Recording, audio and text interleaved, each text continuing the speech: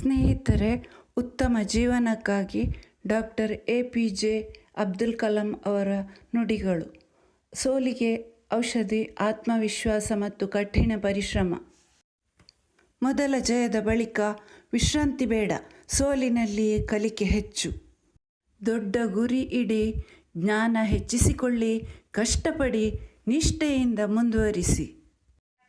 ಯಶಸ್ಸಿನ ಕಥೆಗಳಿಗಿಂತ ಸೋಲಿನ ಕಥೆಗಳು ಹೆಚ್ಚು ಕಲಿಸುತ್ತವೆ. ನಿಮ್ಮ ಕೊನೆಯ ತಪ್ಪೇ ನಿಮ್ಮ ಅತ್ಯುತ್ತಮ ಶಿಕ್ಷಕ.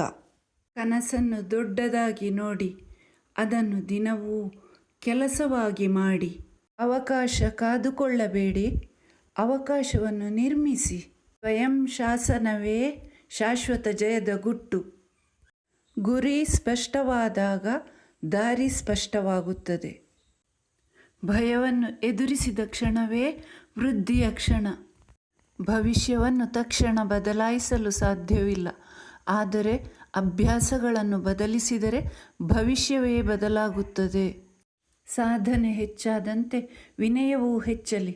ಶಿಸ್ತಿನ ಜೀವನವೇ ದೀರ್ಘಕಾಲದ ವಿಶ್ವಾಸ ಮತ್ತು ಪ್ರಭಾವವನ್ನು ಕಟ್ಟುತ್ತದೆ.